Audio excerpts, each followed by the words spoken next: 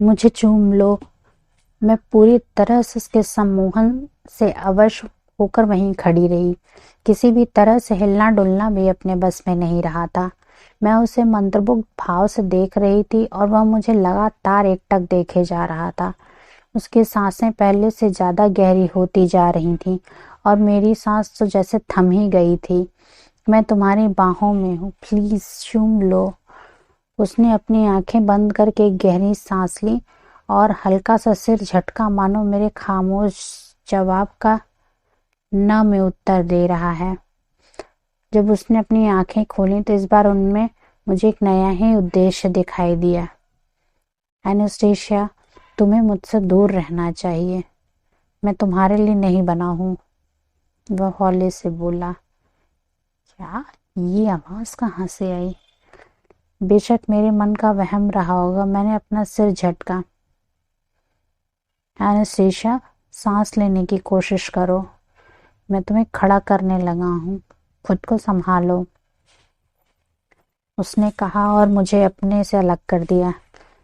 Cycle वाले की टक्कर का हो या फिर क्रिश्चियन से इतनी नजदीकी का असर, पूरे शरीर में एड्रेनलिन का स्तर बढ़ गया था। मैं खुद को अजीब तरह से कमजोर महसूस कर रही थी। नहीं, उसने मुझे अपने से परे करते हुए धकेला तो कोई भीतर से चिल्लाए, नहीं। मुझे अपने से थोड़ा दूर करते हुए वह मेरे कंधों पर हाथ रखे हुए था और बड़ी बारीकी से मेरे भाव निरख रहा था। उस वक्त मैं एक ही बात सोच सकती थी कि मेरी मंशा उसके सामने साफ थी और ये जानने के बावजूद उसने मुझे चूमा नहीं। वह मुझे नहीं चाहता, वह सचमुच मुझे नहीं चाहता। मैंने बड़ी ही बेवकूफ़ी से कॉफ़ी की उस मुलाकात को तहस नहस कर दिया था। ठीक है, मैंने खुद को संभाल कर कहा, थैंक्स। मन ही मन अपमान का घूंट भरते हुए कहा, मुझे उसके बारे में ये गलत फहमी पालनी ही नहीं चाहिए थे। मुझे उससे परे जाना होगा। थैंक्स किस लिए? उसने भौं नचाई। उसके हाथ अब भी मेरे कंधों पर थे। मुझे बचाने के लिए, मैं फुसफुसाई। वह बेअक्ल गलत दिशा में चला रहा था। मुझे खुशी है कि मैं तुम्हारे साथ था। सोच कर ही मेरी रूह कांप रही कि तुम्हारे साथ क्या हो सकता था। क्या तुम थोड़ी देर होटल में बैठना चाहोगी? उसने मुझे छोड़ा और अहमकों की तरह उसके सामने खड़ी रही। मैंने एक झटके से दिमाग को दुरुस्त किया। मैं जाना चाहती थी। मेरे सारे सपने चकनाचूर हो चुके थे। वह मुझे नहीं चाहता। मैं क्या सोचे बैठी थी। मैंने खुद को फटकारा। क्रिश्चियन ग्रे भला तुझसे क्या चाहेगा? मैंने अपने आसपास बाहों का घेरा कसा और सड़क की हरी बत्ती देखकर सुकून महसूस किया। मैं जल्दी से चल दी और जानती थी कि वह पीछे ही आ रहा है। होटल के बाहर मैं मुड़ी, पर फिर भी उसकी आंखों में नहीं देख सकी। फोटोशूट और कॉफी के लिए धन्यवाद, मैं बुदबुदाई। एनेस्टेशिया, मैं। वह रुक गया। उसकी आवाज का दर्द मुझ तक पहुंचा और मैं लगातार उसे ही निहारने लगी। उसने बालों में हाथ फिराया। वह बड़ा कुंठित दिखा, मानो किसी ने अकड़ू का सारा रुतबा छीन लिया हो। क्या क्रिश्चियन? मेरे पूछते ही वह बोला, कुछ नहीं। ये सुनने के बाद मैं वहां पल भर के लिए भी नहीं रुकना चाह रही थी। यही लग रहा था कि अपने आहत अहं को लेकर वहां से निकल पड़ूं। तुम्हारे पेपर्स के लिए शुभकामनाएं, वह हौले से बोला। इस बात को कहने के लिए मरा जा रहा था। बस मुझे बधाई देने के लिए ऐसी शक्ल बना ली थी। थैंक्स। मैं अपने सुर में छुपे व्यंग को छुपा नहीं सकी। Good bye mister Grey. जैसे ही एड़ियों से मुड़ी तो हैरानी भी हुई कि मैं गिरी कैसे नहीं, और फिर उसे दोबारा देखे बिना मैं भूमिगत गैराज की ओर चल दी। एक गहरे अंधेरे कंक्रीट के बने गैराज में जाते ही मैंने दीवारों से कमर टिकाकर दोनों हाथों से सिर थाम लिया। वहां हल्की एलोरेसेंट रोशनी थी। मैं क्या सोच रही थी? अचानक ही अनचाहे आंसू आंखों में उमड़ पड़े। रो क्यों रही हूँ? मैंने खुद को ऐसे बेहुदे बर्ताव के लिए लताड़ा। जमीन पर बैठकर घुटनों को पेट से छुपा लिया, मानो मैं और भी छोटी हो जाना चाहती थी। शायद मेरे छोटे होने से दर्द भी छोटा हो जाता। मैंने घुटनों पर सिर रख के उन आंसुओं को बह जाने दिया। मैं किसी ऐसी चीज के लिए रो रही थी जो कभी मेरी थी ही नहीं। कैसी बेतुकी बात। किसी ऐसी चीज का दुख जो कभी नहीं थी। मेरी उम्मीदें, मेरे बिखरे सपने और मेरी कड़वी हो चुकी अपेक्षाएं। आज तक कभी ऐसा नहीं हुआ था कि तुझे नकारे जाने का दंश सहना पड़ा हो, ठीक है? हमेशा बास्केटबॉल या वॉलीबॉल टीम में मुझे आखिरी में चुना जाता था, पर मैं उसे समझती हूँ। भागना और उसके साथ साथ कुछ करना, जैसे कि गेंद फेंकना या उछालना, मेरे बस का काम नहीं था। किसी भी खेल के मैदान में मैं एक गंभीर जिम्मेदारी बन जाती हूँ। हालांकि रूमानी रूप में मैंने खुद को ऐसी दशा में कभी नहीं पाया। ये तो मेरे पूरे जीवन की असुरक्षा है। मेरा रंग पीला है, मैं बहुत दुबली हूँ, मैं बहुत गंदी दिखती हूँ और इस तरह मेरी खुद को नापसंद करने की लिस्ट बहुत लंबी है। इस तरह कभी ऐसे हालात आए ही नहीं। हाँ, मेरी केमिस्ट्री क्लास का एक लड़का मुझे पसंद करता था, पर कोई भी मेरी दिलचस्पी को कभी नहीं जगा सका, जैसे कि इस क्रिश्चियन ग्रे ने जगा दिया था। हो सकता है कि मैं जॉश या पॉल जैसे लोगों की पसंद की लिस्ट में आती हूँ या उनसे मेरी पसंद मिलती हो, पर मैंने आज तक उनमें से किसी को अंधेरे कोने में दुबक कर रोते नहीं देखा। शायद मुझे खुलकर रोने की जरूरत थी। बसकर बहुत हुआ, मेरे अवचेतन ने फटकारा और गुस्से में पांव पटके। कार में बैठ, घर जा और पढ़ने बैठ। उसके बारे में भूल जा। अपने पर फालतू का तरस खाकर कल्पना बंद कर दे। मैंने एक गहरी और लंबी सांस ली और खड़ी हो गई। स्टील, हिम्मत कर। मैं केट की कार की तरफ बढ़ी और चेहरे पर आए आंसू पोंछ लिए। मैं अब उसके बारे में नहीं सोचूंगी। मैं इस घटना को एक अनुभव मानकर पेपरों की तैयारी करूंगी। केट डाइनिंग टेबल पर अपना लैपटॉप लिए बैठी थी। मुझे देखते उसके चेहरे की मुस्कान कहीं दब गई। है ना, सब ठीक तो है? ओह नहीं, अब शुरू हो गया केट के सवालों का अंबार। मैंने गर्दन झटकी, मानो मुझे कैवेना की परवाह ही ना हो, पर मुझे जवाब देना ही होगा। तुम रो रही थी? उसे पता नहीं कैसे हर हालात का अंदाजा लगाना आता है। उस कमीने ने तेरे साथ क्या किया? वह जोर से दहाड़ी। हे भगवान, वो डरावनी दिख रही थी। कुछ नहीं किया केट, यही तो रोना है। मेरे चेहरे पर अजीब सी मुस्कान तेराई। तो तुम रोई क्यों? तुम तो कभी नहीं रोती, उसने मुलायम स्वर में कहा। उसकी हरी आंखों में मुझे अपने लिए चिंता की झलक दिखाई दे रही थी। उसने मुझे गले से लगा लिया। मुझे उसे हटाने के लिए कुछ तो कहना ही था। मैं आज एक साइकिल वाले से टकराते टकराते बची। अब इससे ज्यादा और क्या कहती। कम से कम कुछ समय के लिए तो उसका दिमाग दूसरी तरफ चला गया। है ना, तो ठीक है ना, कहीं लगी तो नहीं? उसने मुझे एक बांह से दूर की दूरी पर लाते हुए सिर से पैर तक निहारा। नहीं, क्रिश्चियन ने बचा लिया। मैं हौले से बोली, पर मैं काफी डर गई थी। मुझे हैरानी हुई। वैसे कॉफी कैसी रही? मुझे पता है कि तुझे तो कॉफी पसंद नहीं है। मैंने चाय ली थी, वह अच्छी थी। सच बताने के लिए कुछ है ही नहीं। समझ नहीं आया कि उसने मुझे साथ चलने के लिए कहा क्यों। वो तुझे पसंद करता है ना? उसने अपनी बाहें पीछे कर ली। नहीं, ऐसा कुछ नहीं है। मैं उससे दोबारा नहीं मिलने वाली। ओह, हद हो गई। केट कुछ ज्यादा ही दिलचस्पी ले रही है। मैं रसोई की तरफ चल दी ताकि वो मेरा चेहरा ना देख सके। हाँ केट, वह बंदा मेरे लेवल का नहीं है। मैंने आवाज को काफी रूखा बनाने की पूरी कोशिश की। कहना क्या चाहती है? केट, बात तो साफ है, मैंने पीछे मुड़ते हुए कहा। वह मेरे लिए नहीं बना है। केट बोली, माना उसके पास तेरे से कहीं ज्यादा पैसा है, पर उसके पास तो अमेरिका के अनेक लोगों से कहीं ज्यादा पैसा है। केट, वह, मैंने कंधे झटके। है ना, भगवान के लिए तुझे कितनी बार बताना होगा, तू बिल्कुल बच्ची है, नादान बच्ची। नहीं, वह मुझे मेरे फैसले से डिगाने की कोशिश कर रही है। कैट प्लीज, मुझे पढ़ना है। मैंने बात निपटा दी और उसने त्योरी चढ़ाई। क्या तू वह लेख देखना चाहती है? मैंने पूरा कर लिया है। जोश ने कई अच्छी तस्वीरें ली हैं। क्या मुझे उस सुंदर क्रिश्चियन को देखना है जो मुझे नहीं चाहता? हाँ, क्यों नहीं।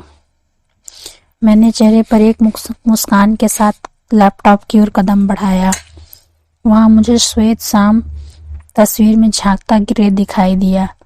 मैंने लेख पढ़ने का दिखावा किया, पर लगातार उसकी आंखों में ही निहारती रही और जानने की कोशिश करती रही कि वह इंसान मेरे लिए क्यों नहीं बना।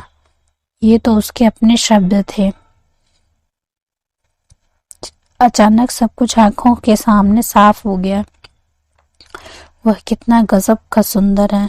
हम दोनों तो अलग अलग दुनिया के वासी हैं। मैंने खुद को उस इकारस के सामने पाया जो सूरज के पास जाने की चाहत में जलकर राख हो जाता है। उसके शब्दों के कुछ मायने हैं। वह मेरे लिए नहीं बना है। यह समझकर ही तो मैं उसके इनकार को भी समझ सकूंगी। बेशक ये समझने के बाद जीना आसान होगा। कैट, बहुत अच्छे, किसी तरह मुंह से निकला। मैं पढ़ने जा रही हूँ। मैंने खुद से वादा किया कि अब उसके बारे में नहीं सोचूंगी और फिर कोर्स के नोट्स खोलकर बैठ गई। जब मैं रात को बिस्तर पर सोने की कोशिश में थी तो मैंने आज सुबह की यादों को पास आने की इजाजत दे दी। मुझे अचानक याद आ गया, उसने कहा था कि उसकी कोई गर्लफ्रेंड नहीं है, और जब मैं उसकी बाहों में गिरकर अपने शरीर के रोम रोम से उसे चुंबन के लिए तरस रही थी, तो मुझे ये बात उसी समय याद रखनी चाहिए थी। उसका क्या कसूर? उसने तो पहले ही बता दिया था।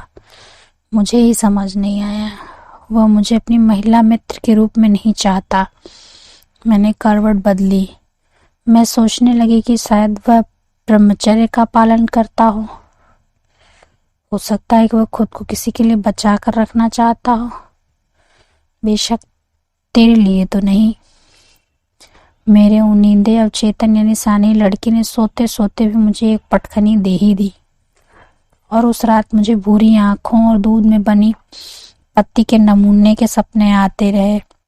मैं किसी अंधेरे कोने में थी, किसी से बचकर भाग रही थी, किसी के पास जा रही थी, बस यही समझ नहीं आया। मैंने अपना पेन नीचे रखा। फाइनल पेपर खत्म हो गए थे। मेरे पूरे चेहरे संतुष्टि की मुस्कान खेल गई। पूरे सप्ताह में शायद पहली बार मैं खुलकर मुस्कुराई थी। आज शुक्रवार है और आज हम जश्न मनाएंगे। हो सकता है कि आज मुझे भी चढ़ जाए, पर आज से पहले कभी मेरे साथ ऐसा नहीं हुआ। मैंने हॉल में केट पर नजर मारी। वह आखिरी के 5 मिनटों में भी लगातार पेन घिस रही है। ये मेरे शैक्षिक करियर का अंत है। आज के बाद मुझे फिर से घबराए हुए और अकेले छात्रों की पंक्ति में नहीं बैठना होगा। मैं मन ही मन बहुत खुश हो रही हूँ। केट ने लिखना बंद कर अपना पेन रख दिया। वह मुझे देखती है और हम दोनों ही एक दूसरे को देखकर मुस्कुरा देते हैं।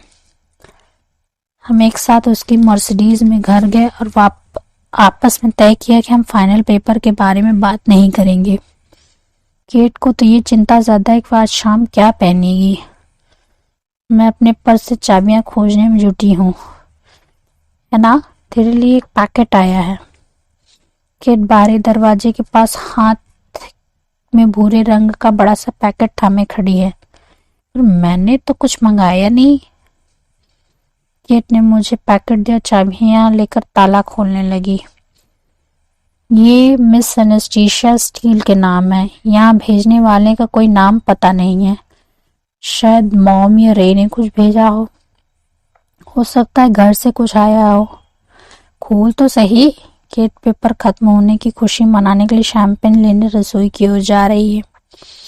मैंने पैकेट खोला तो उसमें से चमड़े का एक बॉक्स सा निकला जिसमें एक जैसे दिखती 3 बदहाल किताबें हैं जिन पर पुरानी कपड़े की जिल्द मड़ी है। साथ ही एक सादा सफेद कार्ड भी है। एक और काली स्याही से सुंदर लिखाई में लिखा है, तुमने मुझे बताया क्यों नहीं कि वहां खतरा था? तुमने मुझे चेतावनी क्यों नहीं दी? औरतें जान जाती हैं कि उन्हें किस चीज से संभल कर रहना चाहिए, क्योंकि वे उपन्यास पढ़ती हैं जिनसे उन्हें सारी तरकीबें पता चल जाती हैं। मैंने टेस्ट की उन पंक्तियों को पहचान लिया। संयोग था, मैं पेपर में अभी इसी बारे में कितना लिख कर आई थी। मैंने उन्हें अंदर से खोल कर देखा। ये क्या? ये तो पहले संस्करण थे। ये तो काफी महंगे होंगे। मैं उसी पल जान गई कि उन्हें किसने भेजा होगा। केट मेरे कंधे के पास खड़ी किताबों को घूर रही थी। उसने कार्ड उठाया। पहले संस्करण। मैं हौले से बोली, नहीं। केट की आंखें विश्वास से फैल गईं। ग्रे? मैंने हामी भरी। मैं तो किसी और के बारे में सोच ही नहीं सकती। इस कार्ड का क्या मतलब है? कुछ पता नहीं। हो सकता है कि ये एक चेतावनी हो। वह चाहता है कि मैं उससे दूर रहूं। मुझे नहीं पता कि क्यों। ऐसा थोड़ा है कि मैं उसके दरवाजे पर जाकर गिड़गिड़ा रही हूँ। मैंने हल्की नाराजगी दिखाई। एना, मुझे पता है कि तो उसके बारे में बात नहीं करना चाहती, पर वह तुझ में दिलचस्पी ले रहा है। और ये चेतावनी वाली बात कहाँ से आ गई? पिछले सप्ताह से मैंने ग्रे के बारे में ज्यादा सोच विचार नहीं किया था। हाँ, उसकी भूरी आंखें बेशक मुझे सपनों में छलती रहीं, और मैं जानती हूँ कि मुझे अपने दिमाग से उसकी बाहों के घेरे की याद और भीनी महक को भुलाने में जाने कितने जन्म लगेंगे। उसने मुझे ये क्यों भेजा है? उसने तो कहा था कि मैं उसके लिए नहीं बनी। मैंने न्यूयॉर्क में देखा था कि उसका एक पहला संस्करण हजारों डॉलर में बिक रहा था, पर तुम्हारा तो उससे बेहतर लग रहा है, और ये और भी महंगा होगा। केट ने अपने अच्छे दोस्त गूगल की मदद से बताया। टेस ने ये पंक्तियां अपनी माँ से कही थी जब एलेक डी ऑरवेल उसके साथ दुष्ट चालें चलता है। हाँ, मैं जानती हूँ, पर वह कहना क्या चाहता है पता नहीं, और ना ही मुझे परवाह है। मैं उससे यह नहीं ले सकती। मुझे भी किताब के किसी हिस्से से ली गई विचित्र सी पंक्ति के साथ इन किताबों को लौटाना होगा। वही पंक्तियां जहाँ एंजल क्लेयर से कहती है कि तू दफा हो जाए। केट ने मासूम से चेहरा बनाकर कहा। हाँ, ठीक रहेगा। मैं खिलखिलाई। मुझे केट पसंद है। वह बड़ी वफादार और मददगार है। मैंने किताबों को फिर से देखा और डाइनिंग टेबल पर ही छोड़ दिया।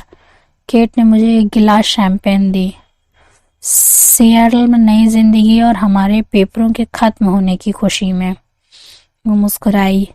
सिएटल में नई जिंदगी और हमारे पेपरों के खत्म होने की खुशी में, और हमारे अच्छे रिजल्ट्स के लिए भी। हमने अपने गिलास आपस में टकराए। बार में काफी भीड़ और शोर शराबा था। ग्रेजुएट बनने के लिए तैयार छात्रों का जमघट लगा था। जोश भी वहीं आ गया। उसे ग्रेजुएट होने में भी साल बाकी है, पर वह भी पार्टी के मूड में था, इसलिए हम सबके लिए मार्गरीटा लाया था। जब मैंने 5वां गिलास गटका तो लगा शैंपेन लेने के बाद ऐसा करना ठीक नहीं हुआ। तो अब क्या करना है एना? जोश ने भीड़ में चिल्लाकर पूछा। केट और मैं सियाटल जा रहे हैं। केट के पापा ने वहां उसके लिए घर खरीद दिया है, पर तुम्हें मेरे शो के लिए आना होगा। जरूर जोश, मैं तो उसे किसी भी कीमत पर छोड़ना नहीं चाहूंगी। मैंने मुस्कुराहट दी और उसने मेरी कमर में बांह डालकर मुझे अपने पास खींच लिया। एना, तुम्हारा आना मेरे लिए बहुत मायने रखता है, वह मेरे कान में बोला। एक और मार्गरीटा? जोश लुइस रॉड्रिग्स, क्या तुम मुझे नशे में चूर कर देना चाहते हो? क्योंकि मुझे लग रहा है कि तुम्हारी तरकीब काम कर रही है। मैं हंसी। मुझे लगता है कि एक बियर लेनी चाहिए, अभी लेकर आता हूँ। है ना, एक और ड्रिंक?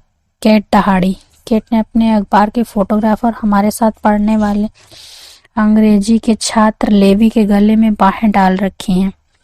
उसकी आंखें केट पर लगी हैं। Tight jeans, tight top, high heel और ऊंचे बंधे बालों से निकलती लटों के साथ वह बड़ी प्यारी दिख रही है। वैसे मैं आरामदायक पैंट और टी शर्ट टाइप लड़की हूँ, पर आज मैंने भी अपनी सबसे अच्छी जीन्स पहनी है। मैं जोश की पकड़ से निकलकर मेज से उठी। ओह, मेरा सिर चकरा गया। मुझे कुर्सी का सहारा लेना पड़ा। टकीला वाली कॉकटेल नहीं पीनी चाहिए थी। मैं बार की तरफ बढ़ी और तय किया कि थोड़ा संभलते ही बाथरूम हुआ हूँ। है ना, सोच बुरी नहीं। मैं भीड़ में लड़खड़ाते हुए बाहर निकली। बेशक वहां लाइन पर काफी शांति और ठंडक है। मैंने इंतजार की बोरियत से बचने के लिए जेब से फोन निकाला। मैंने आखिरी कॉल किसी की थी? क्या जोश को? उससे पहले एक नंबर था जो मेरी पहचान में नहीं है। अरे हाँ, ग्रे, शायद उसका ही नंबर है। मैं हंसी। पता नहीं कितने बजे हैं। क्या हो अगर मैं उसे नींद से जगा दूं? शायद वह मुझे बता सके कि उसने मेरी किताबें या अजीब सा मैसेज क्यों भेजा। अगर वह चाहता है कि मैं उससे दूर रहूं, तो उसे भी मुझे अकेला छोड़ देना चाहिए। मैंने झोंक में आकर कॉल का बटन दबा दिया। उसने दूसरी घंटी पर जवाब दिया। एनास्टेशिया। उसे बड़ी हैरानी हुई। खैर, मुझे भी उसे कॉल करके कोई कम हैरानी नहीं हुई। तभी अचानक मेरे दिमाग ने मुझसे पूछा, उसे कैसे मालूम कि मैंने फोन किया है? तुमने मुझे किताबें क्यों भेजी? मैं उस पर झपटी। एनास्टेशिया, तुम ठीक तो हो? तुम्हारी आवाज अलग अलग सी क्यों लग रही है? उसकी आवाज में चिंता झलक रही थी। मैं नहीं, तुम अजीब हो। मैंने शराब के नशे में आकर हिम्मत कर ही ली। एनास्टेशिया, तुम शराब पी रही थी? तुम्हें क्या लेना है? मैं जानना चाहता हूँ तुम कहाँ हो। बार में। कौन सी बार? पोर्टलैंड में। तुम घर कैसे जाओगी? मैं कोई तरीका निकाल लूंगी। ये बात तो वैसे नहीं हो रही जैसे मैंने उम्मीद की थी। तुम किस बार में हो? तुमने मुझे किताबें क्यों भेजी क्रिस्टियन? एनास्टेशिया, तुम कहाँ हो मुझे अभी बताओ। उसकी आवाज काफी हद तक किसी तानाशाह जैसी लग रही थी। वही उसका अकड़ू सुर। मैंने पुराने जमाने के मूवी डायरेक्टर के रूप में उसकी कल्पना की, जो हाथ में मेगाफोन लिए मंडराता है। मैं खुलकर हंसी। तुम कुछ ज्यादा ही रौब झाड़ते हो। मैं हंसने लगी। एना, मुझे बताओ कि तुम कहाँ हो। तुम्हारी तो मैं। वाह, क्रिश्चियन ग्रीन मुझे धमका रहा है। मैं पोर्टलैंड में हूँ और वह सियाटल से बहुत दूर है। पोर्टलैंड में कहाँ? Good night Christian. है ना? मैंने फोन रख दिया। हाँ, हालांकि उसने मुझे किताबों के बारे में तो बताया ही नहीं। मैंने आंखें नचाई। मिशन अधूरा रह गया। मुझे ज्यादा ही चढ़ गई है। वहां खड़े होने से भी सिर चकरा रहा है। खैर, मैं चाहती भी तो यही थी। मैं कामयाब रही। बेशक इस अनुभव को दोबारा नहीं दोहराना चाहूंगी। लाइन आगे चली और अब मेरी बारी है।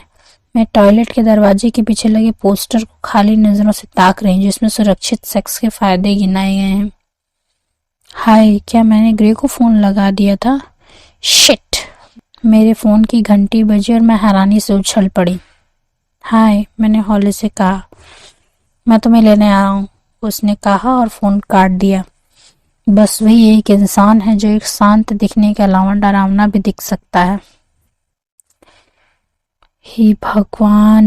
मैंने जीन्स ऊपर खींची। दिल तेजी से धड़क रहा है। वह लेने आ रहा है? नहीं, मेरी तबीयत खराब लग रही। नहीं, मैं ठीक हूँ। जरा ठहरो, ये बात दिमाग में चकरा रही है। वह लेने आ रहा है? मैंने तो उसे बताया नहीं कि मैं कहाँ हूँ। वह मुझे यहाँ नहीं खोज सकता। वैसे भी उसे सियाटल से आने में घंटों लग जाएंगे और तब तक हम घर जा चुके होंगे। मैंने हाथ धोकर शीशे में अपना चेहरा देखा। ऐसा लगा कि शराब का असर चेहरे पर भी दिख रहा था। मैंने बियर के लिए बार पर काफी देर तक इंतजार किया और मेज पर लौट आई। कितनी देर कहाँ लगा दी? केट ने फटकारा। कहाँ गई थी? मैं तो वॉशरूम के लिए लाइन में थी। जोश और लेवी ने हमारे स्थानीय बेसबॉल टीम के लिए काफी गर्मा गर्म बहस जारी थी। जोश ने रुककर हम सबके लिए बियर डाली और मैंने एक लंबा घूंट भरा। केट, लग रहा है थोड़ी ताजी हवा खाने से बेहतर महसूस होगा, है ना? सच्ची, तुझे तो इतनी भी बर्दाश्त नहीं होती। बस 5 मिनट में आई। मैं फिर से भीड़ का हिस्सा बन गई। मेरा दिल कच्चा हो रहा है और सर चकरा रहा है। पांव सीधे नहीं पड़ रहे और मैं लड़खड़ा रही हूँ। पार्किंग लॉट की ताजी हवा में जाकर पता लगा कि मुझे कितनी चढ़ गई है। मेरी नज़र धुंधला रही और मुझे सब चीज़ें दो दो दिखाई दे रही, जैसे टॉम एंड जेरी के पुराने कार्टूनों में दिखाते हैं। लगता है कि तबीयत खराब होगी। मुझे इतना पीने को किसने कहा था? जोश भी वहीं आ गया, है ना? ठीक तो हो?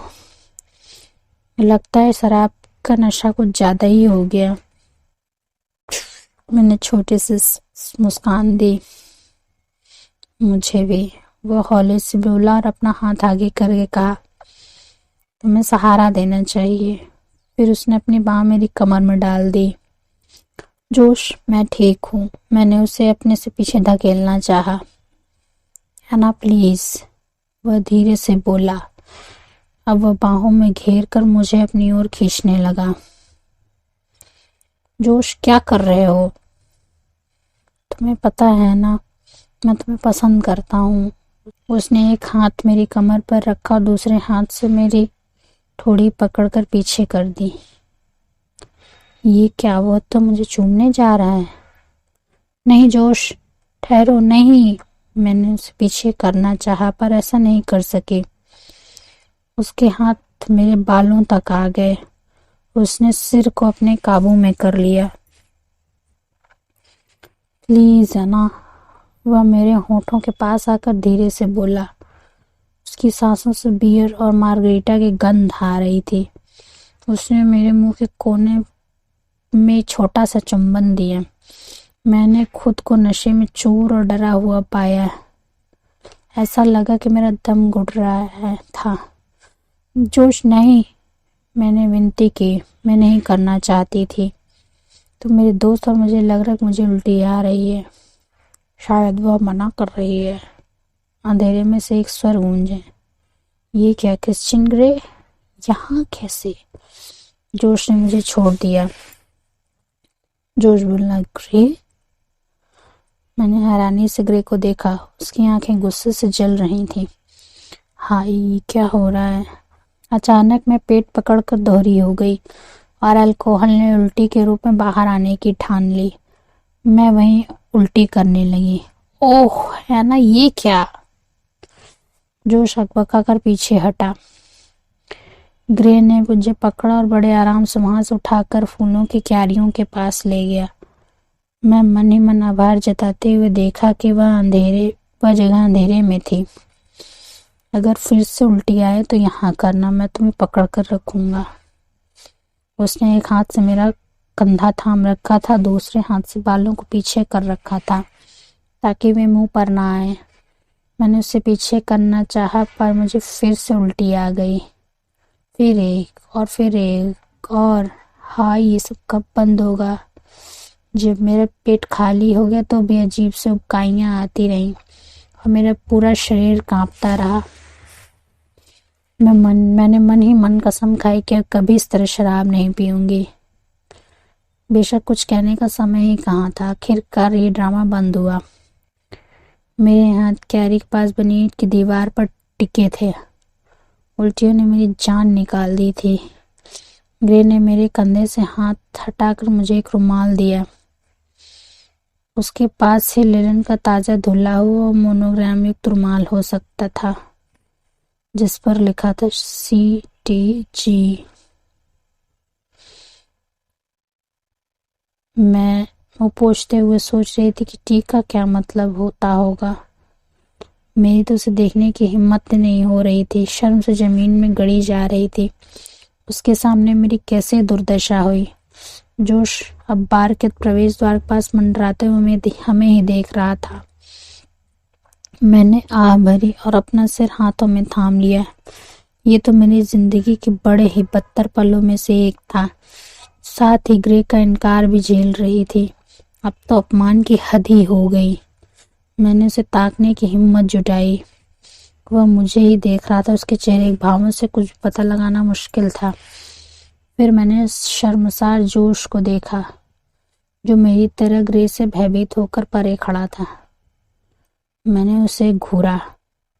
मेरे पास अपने तथाकथित दोस्तों के लिए कुछ ही शब्द थे जिन्हें मैं क्रिश्चियन ग्रे CEO के सामने कह सकती थी। ऐना किससे मजाक कर रही? उसने अभी तुझे यहाँ जमीन पर और यहाँ क्यारी के पास उल्टियां करते देखा है। अब भद्र महिला जैसा व्यवहार करके किसे दिखा रही है? मैं अंदर मिलता हूँ, जोश ने कहा, पर हम दोनों ने उसे अनसुना कर दिया और वह इमारत के अंदर खिसक गया। अब मैं ग्रे के साथ अकेली हो गई थी। हद हो गई। मुझे इससे क्या कहना चाहिए? उस कॉल के लिए आपसे माफ़ी चाहूँगी। आई एम सॉरी, मैंने उसके रुमाल को घूरते हुए कहा जिसे मैं अपनी उंगलियों में घुमा रही थी। वो बहुत ही सॉफ्ट था। एनेस्टेशिया, तुम माफ़ी क्यों मांग रही हो? वो फोन और ये उल्टियाँ। बेशक लिस्ट तो लंबी है, मैं हौले से बोली। दिल में तो आ रहा था कि वहीं अपनी जान ले लूं। सबके साथ ऐसा होता है। हाँ, उतने नाटकीय तरीके से नहीं होता जैसा तुम्हारे साथ हुआ। तुम्हें अपने लिमिट का पता होना चाहिए। बेशक मैं भी लिमिट का ध्यान नहीं रखता, पर तुम अपनी हालत तो देखो। क्या तुम अक्सर ऐसा बर्ताव करती हो? मेरा सिर शराब और खींच से टकराने लगा। हाड़ में जाए ये आदमी, इसे इस बात से क्या लेना देना है? मैंने तो इसे यहाँ नहीं बुलाया। ऐसा लग रहा है मानो कोई अधेड़ उम्र का आदमी किसी बच्चे को गलती के लिए फटकार रहा हो। जी में तो आया कह दूं। मैं तो अगर हर रोज भी यही करना चाहूँ तो कर सकती हूँ। मेरे जो जी में आएगा मैं वही करूँगी, पर कहने की हिम्मत नहीं जुटा सकी। अब तो मैं उल्टी भी नहीं कर रही है। ये यहाँ क्यों खड़ा है? नहीं, आज से पहले मैंने इस तरह से शराब कभी नहीं पी और न ही आगे पीकर ऐसी हालत करने का इरादा है। मुझे समझ नहीं आ रहा था कि वह जा क्यों नहीं रहा था। मैं सुध खो रही थी। उसने मुझे लड़खड़ाते देखा, गिरने से पहले ही अपनी बाहों में थाम लिया। उसने किसी छोटे से बच्चे की तरह से मुझे छाती से लगा लिया था। चलो तुम्हें घर ले चलता हूँ, वह हौले से बोला। मुझे केट को बताना होगा। मैं फिर से उसकी बाहों में हूँ। मेरा भाई उसे बता सकता है। क्या? मेरा भाई एलियट मिस कैवाना से मिल रहा है। ओह, मैं समझी नहीं। जब तुमने फ़ोन किया तो वह मेरे साथ था। सियाटल में? मैं उलझन में थी। नहीं, मैं हीथमैन में ही हूँ। अब भी क्यों? मुझे कैसे खोजा? मैंने सेल फोन से पता लगाया। एनेस्टेशिया? ओह, उसने यही किया होगा। ये कैसे संभव है? क्या ये कानूनन जायज़ है? दिमाग में टकीला का असर अभी बाकी है।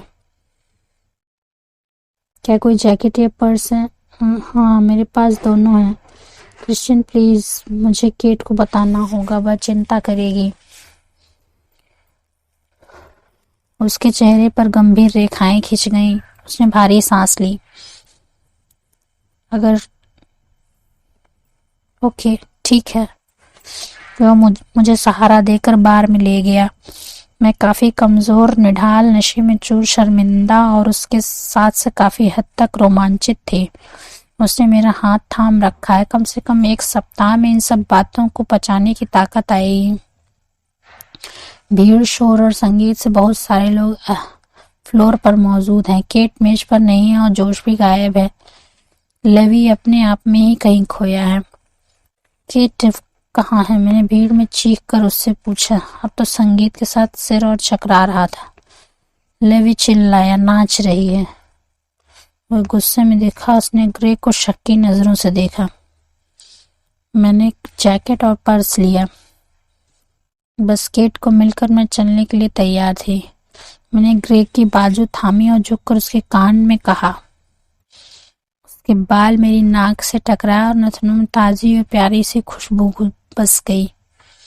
अभी तक मैं जिस बेलगाम चाहत को अपने सीने में छिपाए बैठी थी, उसने मानो एक पल में फिर से सिर उठा लिया। मेरे पूरे शरीर में अचानक ही अजीब सी ऐंठन होने लगी। उसने मेरी तरफ आंखें नचाई और हाथ थामकर मुझे बार की ओर ले गया। उसे झट से सर्विस दी गई।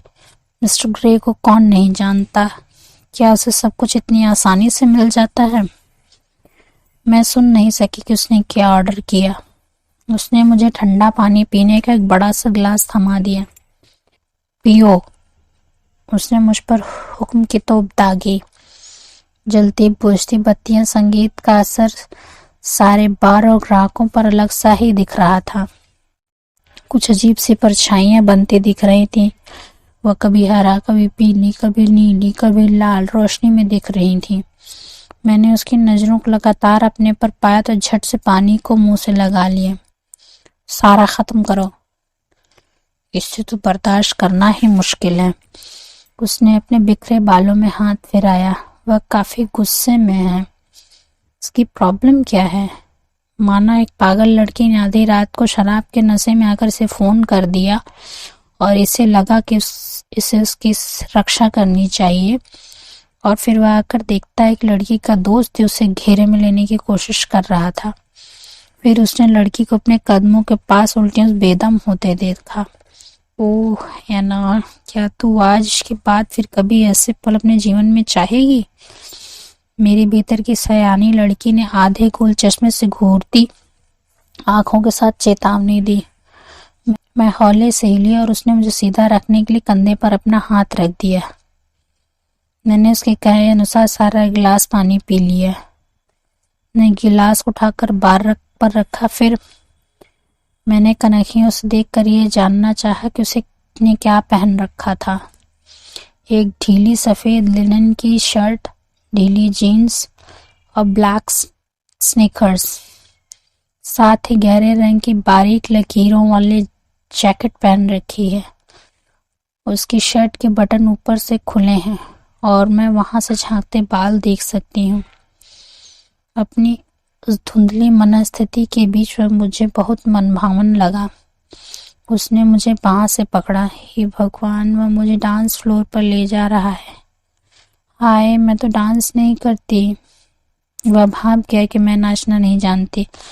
उसके चेहरे पर प्यारी सी मुस्कान खेल गई। उसने एक कदम से अपनी ओर खींचा और मुझे अपने साथ लेकर थिरकने लगा।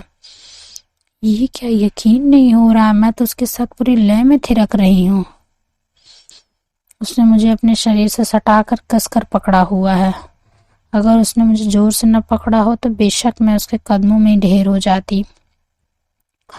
मन ही मन मॉम की चेतावनी याद आ गई, जिसे वो अक्सर दोहराती हैं किसी ऐसे मर्द पर कभी भरोसा न करना जो नाच सकता हो।